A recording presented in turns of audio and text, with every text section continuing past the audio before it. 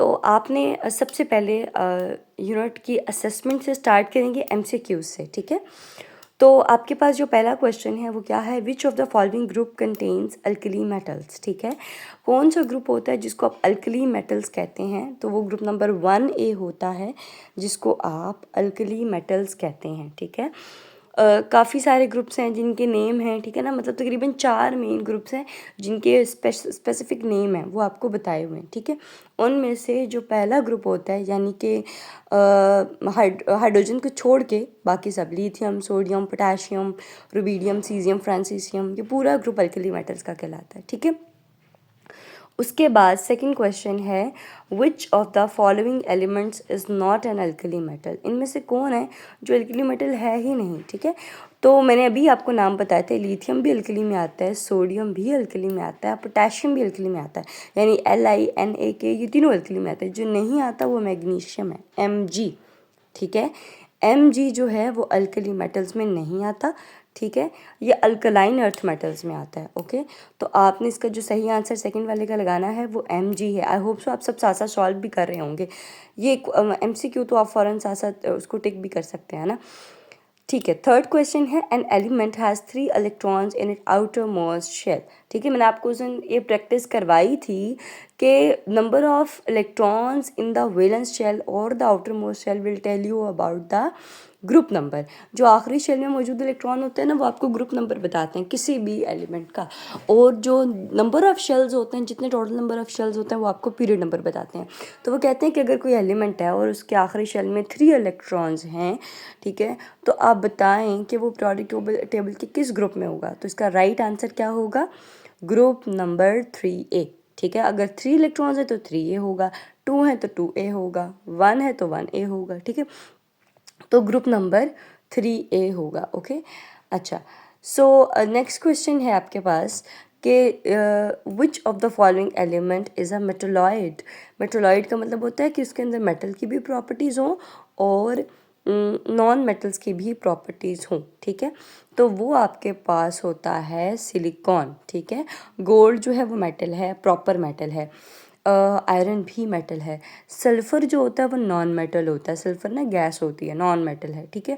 इसी तरह से जो सिलिकॉन होता है ये मेटलॉइड होता है, और मैंने इनके बारे में आपको बताया था कि सिलिकॉन, जर्मेनियम जैसे जो मेटलॉइड्स होते हैं ना, ये कंप्यूटर चिप्स वगैरह में यूज़ होते हैं, ठीक है। जो छोटी छोटी सिम कार्ड चिप्स होती हैं ना, इनमें यूज़ होते हैं ये, ठीक है। यानी इनका इलेक्ट्रॉनिक में और इस तरह बहुत ज़्यादा रोल है, ठीक है। उसके बाद जो आपके पास फिफ्थ MCQ है उसमें वो आपसे कह रहे हैं, lithium is in the same group as, lithium किस ग्रुप में है, यानी लिथियम जो जिस ग्रुप में है उसमें और क्या है, मैग्नीशियम है, सोडियम है, कैल्शियम है या फिर कार्बन है। तो मैंने अभी ऊपर बताया जिस ग्रुप में लिथियम है उसी के नीचे क्या है, सोडियम है, ठीक है। तो वो कह रहे हैं कि जिस ग्रुप में लिथियम उसी ग्रुप में जिस ग्रुप में और क्या है, सोडियम है, ठीक है। तो इसका जो फिफ्थ वाला MCQ है उसका B ऑप्शन है, ठीक है, सोडियम। सिक्स MCQ है, which of the following is a halogen, ठीक है, which of the following is a halogen, ठीक है। इनमें से हेलोजन कौन है, तो हेलोजन जो होता है ना वो ग्रुप नंबर 7A को कहते हैं, यानी fluorine, chlorine, bromine, iodine, astatine. तो हेलोजन जो है इसमें कौन है, पहला तो उन्होंने मैग्नीशियम बताया हुआ है, दूसरा सोडियम, तीसरा हीलियम। तो एग्जैक्ट आंसर इसका फोर्थ वाला D ऑप्शन है, फ्लोरीन, ठीक है। आई होप सो MCQ इतना मुश्किल नहीं होंगे, बहुत सिंपल है। How many elements are present in the first period, ये तो आपने खुद उस टेबल में भी लिखा था ना कि फर्स्ट पीरियड में कितने एलिमेंट्स होते हैं। फर्स्ट पीरियड में आपके पास 2 एलिमेंट्स होते हैं, 82 होते हैं, हाइड्रोजन और हीलियम। तो इसका जो करेक्ट ऑप्शन है वो A है, ठीक है। How many electrons are present in the outermost shell in group number 3 elements. अब ये देखो ना, ये उन्होंने 8th वाला MCQ जो है और थर्ड MCQ उसको बस शफल कर दिया, ठीक है। यानी कि पहले उन्होंने पूछा था अगर 3 इलेक्ट्रॉन्स है तो ग्रुप कौन सा है, अब वो कह रहे हैं कि 3 इलेक्ट्रॉन्स हैं आउटर मोस्ट शेल में, तो आपको अब ग्रुप कौन सा होगा, ठीक है। पहले उन्होंने इलेक्ट्रॉन्स दे के ग्रुप पूछे, अब उन्होंने क्या किया, उन्होंने कहा कि ग्रुप दे दिया कि 3 ग्रुप है तो उसमें इलेक्ट्रॉन्स कितने होंगे, तो उसमें 3 ही इलेक्ट्रॉन्स होंगे, ठीक है। उसके बाद है 9th वाला है आपके पास MCQ, which of the following group contain noble gases. Noble gases आपको पता है ना कि नोबल गैसेस वाला जो ग्रुप है वो कौन है। अच्छा, यहाँ पे ना उन्होंने 8A नहीं लिखा। अगर 8A नहीं लिखा तो फिर उसको हम 0 ही कंसिडर करते हैं, ठीक है। तो 1A भी नहीं है, 2 भी नहीं है, क्योंकि 1 को अल्कली कहते हैं, 2 को अल्कलाइन अर्थ मेटल कहते हैं, 7A को हेलोजन कहते हैं। तो जो 8A होता है, क्योंकि उसकी वैलेंसी जो होती है ना 8A की, वो 0 होती है, ठीक है। यानी अब मुझे बताया ना नोबल गैसेस क्या है। नोबल गैसेस तो ना तो इलेक्ट्रॉन लेते हैं ना देते हैं, ठीक है, ना ही किसी के साथ शेयर कर रहे होते हैं मतलब इलेक्ट्रॉन, क्योंकि वो कुदरती तौर पर स्टेबल हैं, उनको इलेक्ट्रॉन लेने देने की ज़रूरत है ही नहीं, ठीक है। जिस वजह से उनकी वैलेंसी 0 कंसिडर होती है, ठीक है। तो इसलिए उसका ग्रुप भी यहाँ पर 0 ही लिखा है, ठीक है, यानी कि 9th वाले का डी ऑप्शन है। उसके बाद है ग्रुप नंबर MCQ नंबर 10 है पीरियड नंबर ऑफ नियॉन, ठीक है। नियॉन जो है ना, ये आपके पास इसका एटॉमिक नंबर 10 है। ज़ाहिर बात है फर्स्ट शेल में 2 इलेक्ट्रॉन्स हैं, सेकंड में 8 है, ठीक है। अब पीरियड नंबर आपको पता है ना, नंबर ऑफ शेल से पता चलता है, उन्होंने एटॉमिक नंबर भी बता दिया। तो पहले शेल में 2 इलेक्ट्रॉन, दूसरे में 8, कितने हो गए 10। कितने टोटल शेल हैं, 2 ही शेल हैं, पहले में 2 दूसरे में 8। तो जब नंबर ऑफ शेल नंबर 2 है तो फिर उसका पीरियड नंबर भी 2 होगा। तो 10th वाले का जो आपके पास आंसर है वो बी है, ठीक है, 2, ठीक है। आई होप सो आप सबके MCQs फिलअप हो गए होंगे, ठीक है।